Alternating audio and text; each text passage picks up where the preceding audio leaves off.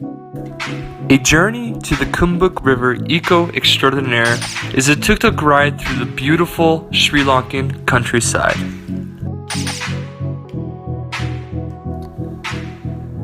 A place filled with natural, untouched beauty.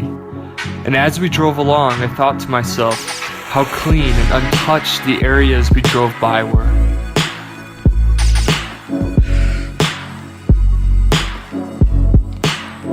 But what if mass tourism comes to this area? Will the beauty be spoiled by garbage, traffic, and an ever-increasing amount of people?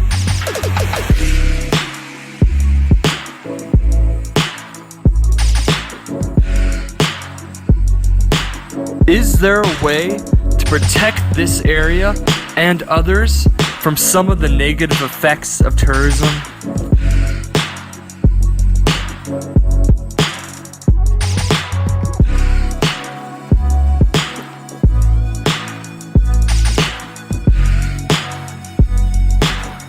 Tourism can have an amazing impact on developing countries and their economies, but can also create many negative impacts if it is practiced irresponsibly.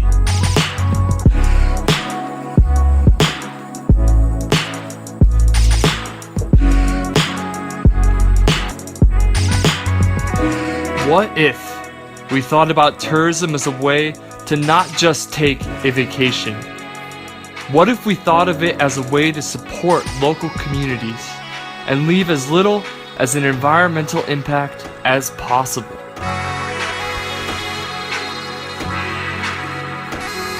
Kumbuk River is an eco-lodge that gives tourists a chance to experience a different type of tourism.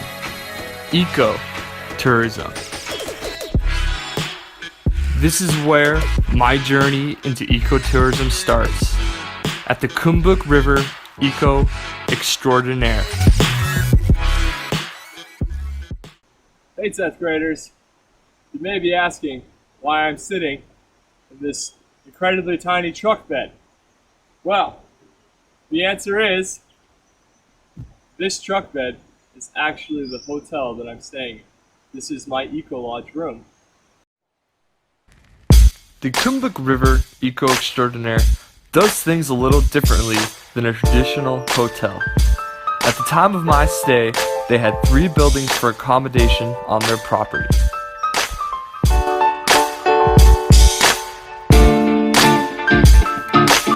Each building has its own unique theme, incorporating the nature around it.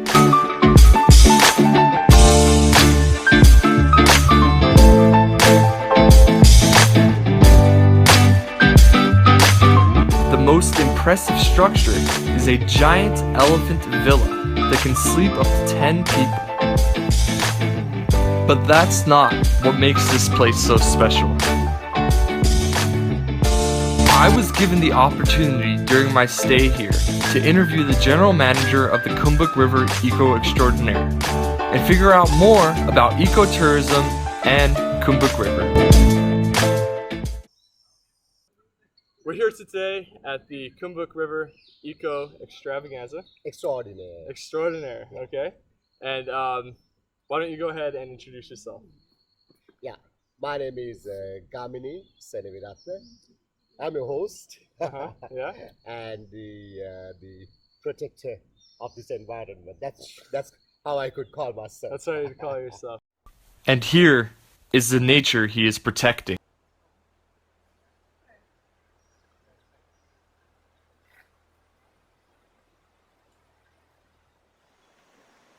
Instead of exploiting the land for its natural resources, Kumbuk River seeks to bring tourists in to be one with nature. They use their natural setting to generate income while protecting the surrounding natural area. So, let's talk a little bit about the Eco Lodge itself. First off, why don't you tell them what exactly is ecotourism and what you think ecotourism kind of means to you? Yeah, actually, ecotourism is one with nature. It is all about protecting the environment that you are in, protecting the natural resources, protecting the biodiversity, and also giving the opportunity for the people who visit the resort to live with nature, to understand nature, and also to carry the message why nature and natural resources should be preserved. We're sitting here on the Kumbuk River. This river is the main attraction for this eco lodge. You can come here to swim or just to enjoy being next to the water. But not only is it an attraction for the eco lodge, the villagers in this area rely on this river for water. They also get their income from this river in terms of farming, fishing, and other activities associated with the river. So, it is very important for the eco lodge to keep this river nice and clean, because not only is it important for them, but for the local community that the eco lodge is in as well. And also this area was, and this whole jungle, this area was plundered and vandalized by fortune hunters, by treasure hunters, by loggers, by poachers. So the first why we came here was to put a stop to it, or to see how we could curtail those activities. So after we came in, we managed to bring in the military, we managed to bring in the police, we managed to set up police posts around here, and we managed to curtail these illegal activities up to a great extent. And it was then that we got this idea of having an eco resort here, so that we could continuously do our part to protect nature, to protect the biodiversity, to protect the environment, and also to help the people around here who are one of the poorest in this country, by giving them sustainable employment, helping the children in their education, in their future, and also to give the opportunity for these villagers to see the world, for the children to understand different languages, to learn different languages, to learn different cultures, to expose themselves to the world, so that they would have a better future than what they're having now. Right, and we'll get to that in a sec because that's one of my questions. But why don't you talk about a little bit about how this place does try to conserve nature, how it does try to be eco-friendly. Why don't you give us a few examples of how this lodge does that? Yes. Now, whatever the material that we use here, we try in our construction not to use any artificial material. Okay, and artificial material, you mean plastic? Well, plastic, polythene, even for that matter, bricks, concrete, cement. We try not to use them as much as possible. We always, try to go with clay. We try to go with mud. We try to go with wood. We try to go with, the iluk which we use to thatch the roofs of the constructions here, so that they're all natural. So unless we have to use some artificial material, we will not use any artificial material. We would do it only if we have to. Do you find that it's cheaper to use not to use artificial No, material? Or is no. it more expensive? You have to make an investment. It's a big investment. Right. It's a very big investment when it even comes to natural materials. Sometimes, if you take look for as an example, it's a very, very, very costly material to source. Yeah. But still, it doesn't matter. But you find that it's worth it in terms of... It's worth it in terms of, our objectives and concepts of this ecology. Yeah. It's worth it. Because we don't look at the monetary side of it all the time. Right. And so for the monetary side, he's talking about the value, how much cost it is, right? So at the Kumbuk River Eco Lodge, you can even stay inside of this giant elephant structure that they've built. It sleeps up to 10 people. And all of the material in here is local material built locally. Even stuff as simple as the bed frame is going to be made from local wood. So even the bathroom here is built to incorporate the nature around it. Instead of cutting down this tree, they simply decided to build around it. And now you have a tree in the middle of the shower system.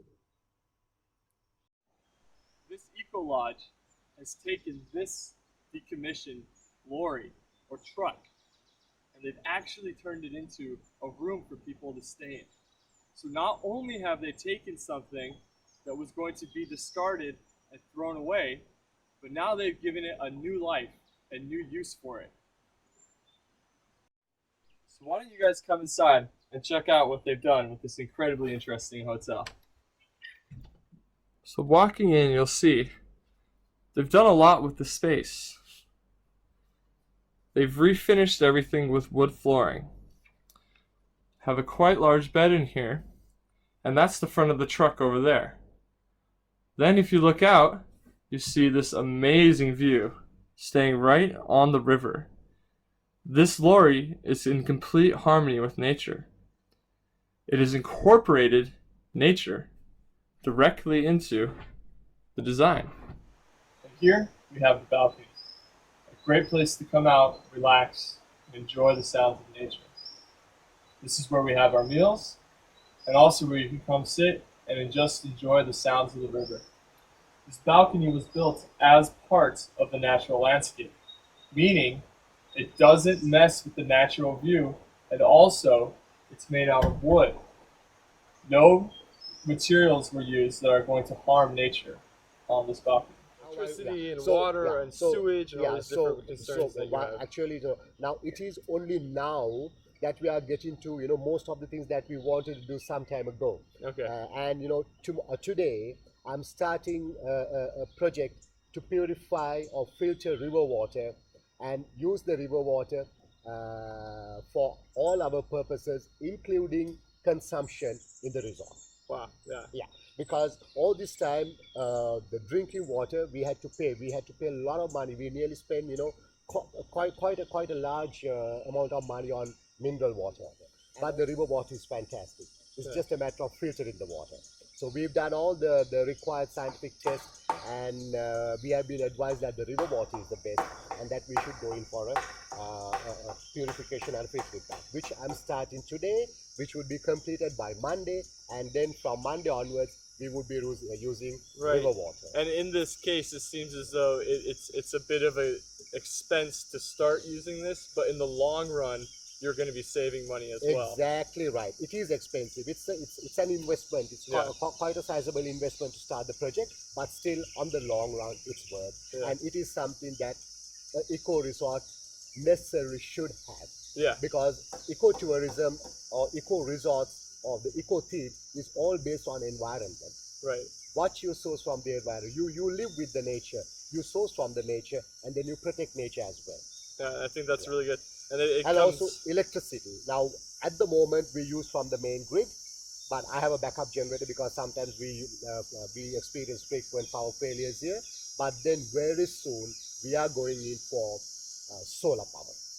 So solar panel, alternative energy. Alternative energy. We are definitely going in for solar power within the next 6 months. And again, that's one of those things that it may be expensive investment at first. It is but a huge, in the long sizable run. Investment. Right. But still, on the long run, we would be benefited. You'll be making your power. Exactly. For water, they use water from their own filtration system. They fill up these with this. That way there's no waste of water or any use of plastic or any other garbage materials. That means all the water is coming locally here from the source. An eco lodge needs to worry about things like electricity. So another interesting thing this eco lodge has done is given separate controls for each light in the room.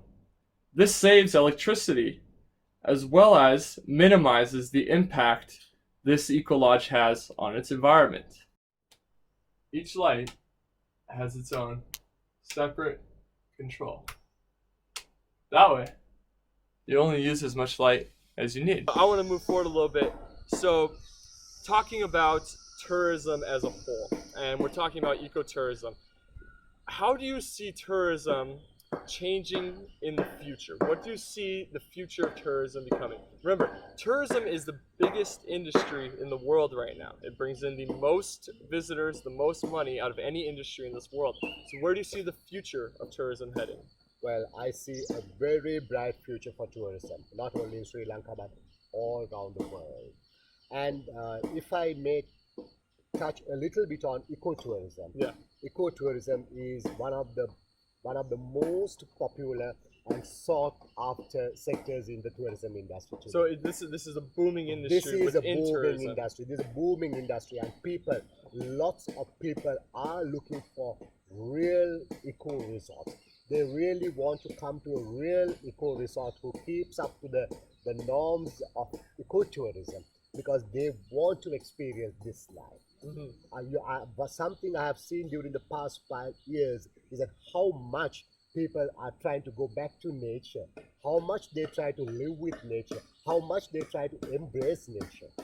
Something I have seen for the past. I have people, who just enjoy the river and that's it. They don't want to do anything else. And then also because so these are the important, the thing, like on the surface of it, it might sound or look, very simple, but then there's a lot deep into it. Right. Well, and I think a lot of people come here to escape the reality of Yes, what they experience. exactly, because what they always say is, here you live that moment. Yeah, and You live that it refreshes you. People travel to find new experiences, see life in a new place, or escape their realities. So how does ecotourism at Kumbuk River offer people these experiences? Whole Eco Lodge attempts to combine nature with activities so that we can have responsible tourism. Things like taking a river walk or even climbing a tree. Things that work in harmony with nature. I'm not counting the heartaches, the suffering and the misery. A vision of happiness is all she gave to me. I'm not counting the heartaches, the suffering and the misery.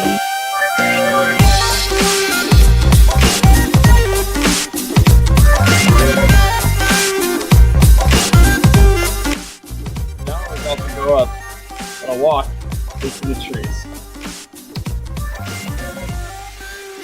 You see other activities at the Eco Lodge, activities that incorporate nature and the natural surrounding into the amusement and activities for the tourists, like the sky bridge. Just don't look down.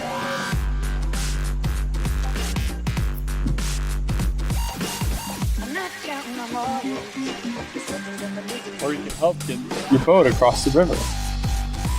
No engine, keeping it nice and eco-friendly. Or you could even take a mud bath, which is not only great for the skin, but also extremely healthy.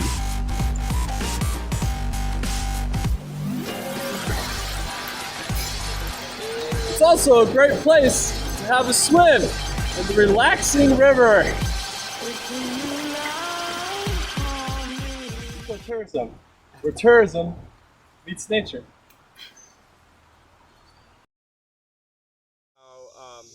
In a lot of cases, ecotourism tries to benefit the local community that it's a part of. And you were discussing a little bit of how you provide employment and help with the education of children. So why don't you focus on how does Kumbuk River help the local community? Yes, actually, now all my employees here are from the village. Okay. Because as I told you earlier, the poorest, the villagers in this whole country are here in this district. So these villagers around here are very poor people, and because their opportunities are very limited. And when we came in, we found that the people here have no opportunities. They have no means of income. So though it is not right, though we do not say it's right, I mean, they had no option but to go in for things like, poaching, logging, illegal gem mining, because you have to live, you have to survive. Right, poverty will lead you to those kinds of things. Exactly. So, but then what we thought was, if we once, when we could, get this whole project on, that we would be able to provide employment to the people in the village. And as we thought, we have been successful in that. all my employees here are from the village. How many employees do you have from the village? I have 6 employees here. 6 employees. I have 6 employees. And are they working year round here? They are all permanent employees, and all their statutory payments are being made, and we take care of them very well. And directly and indirectly, there are nearly 40 families benefited in this village by we operating this resort here. Oh wow! And also to tell you, like I'll tell you a good, it's a heartbreaking story about one of my employees. Please go who ahead. is happy now. Yeah. Before we started this resort, when we he was just doing all sort of things. He used to do fishing. He used to sell king coconut because he had no, and he himself confessed. He said I did some illegal work as well because I had no means of living. So he's one of my employees now. So one day when his first child was about 14 months old, he had fallen very sick. And this poor guy did not have 1,000 rupees in his hand, to get a tuk-tuk or some means of transport and take the child to the hospital. So he had been running everywhere to find some money to take the child to the hospital.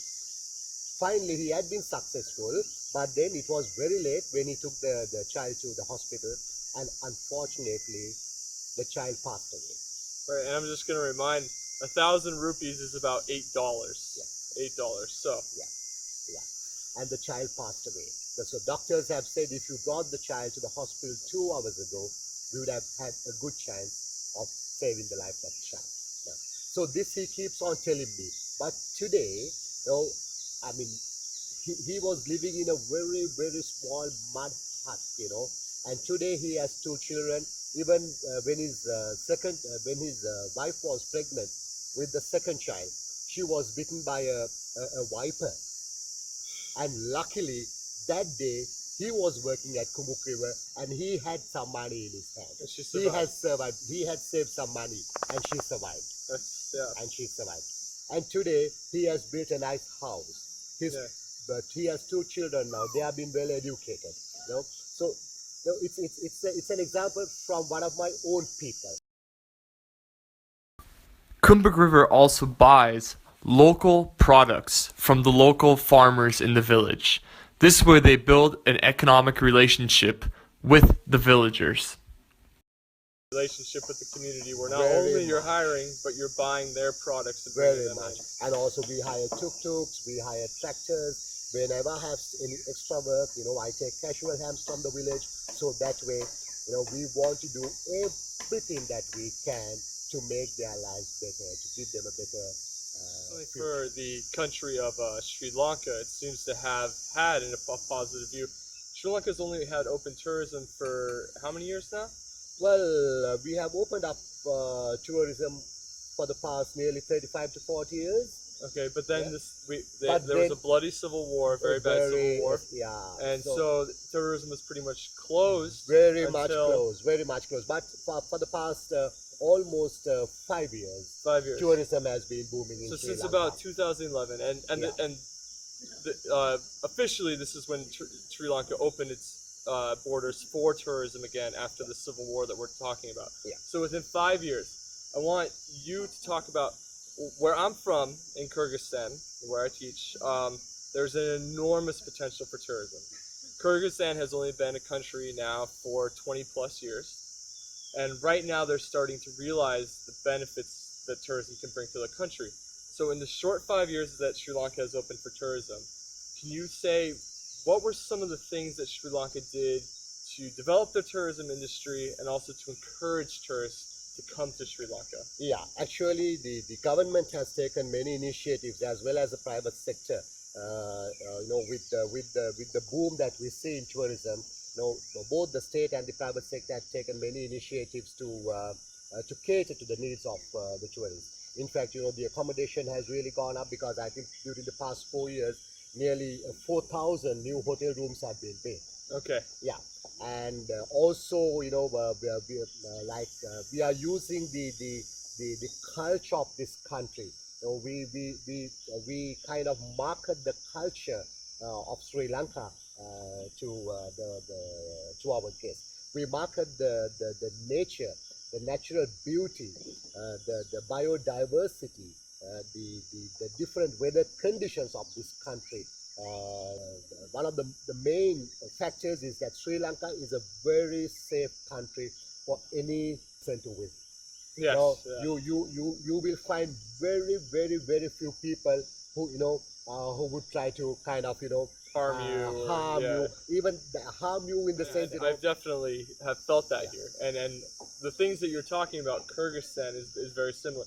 Natural beauty, the culture of the people, extremely safe. Yeah. So, you said they built a lot of hotels, and you also said that they're trying to accommodate the needs of the tourists. Yeah. Why don't you tell us kind of what the needs of the tourists, what you mean by that? Well, when I say the needs of tourism, like you always got to cater to the needs of the guests. That's why you come to Sri Lanka. Mm-hmm. So one of the reasons you come to Sri Lanka is to see the beauty of the country. Another is to experience the culture of the Right. country. How can we do responsible tourism though? Because we see places where tourism is just blowing up. If you look at a country like Thailand, if you look at even a place in Sri Lanka, Unawatuna, right, or that area, you see a lot of the negative effects of tourism. Rubbish, trash, right?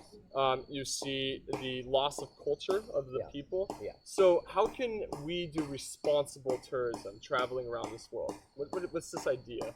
Yeah, actually, it's mainly like you should respect So respect for the people where you respect are. the people, respect the culture of that country, respect the religion of that country, respect the lifestyle of the people. Right. When you do that, it's very simple that you become a very responsible tourist. So that you will not bring anything bad into the society of that country. You will not do anything harmful to the society of that country. You will not do anything harmful to the culture of that country. But you will always take something good. Because you only leave your footprints. Yeah. You only leave your footprints. And you don't You don't want bad footprints. I'm going to come to my last question then. As I said, my country, Kyrgyzstan, enormous potential for tourism. From being there, from studying there, I think that Kyrgyzstan's future in this world, economic future, is tourism. Okay. And many of my students watching this may end up or may choose to be working in the tourism industry. There's a lot of money to be made.